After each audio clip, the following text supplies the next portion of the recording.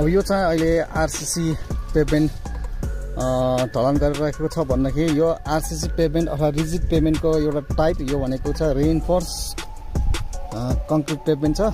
यो भनेको एक्सटेन्सन बारहरू, डुवेल्स बारहरू, एक्सटेन्सन बारहरू र यसमा रेनफोर्समेन्ट कङ्क्रिट यो राखेको छ भन्दाखेरि लगभग यो 6 इन्चको स्पेसिङमा रेनफोर्समेन्ट राखेको छ। यसमा चाहिँ स्टोन पिचिङ, स्टोन यता छेउबाट आउन उता स्टोन पिचिङ गरेर अब यसमा चाहिँ अब आरसीसी डर लाग्यो। अब भोलि र आज र भोलिमा त पर्सि ढलान हुन्छ रे यो।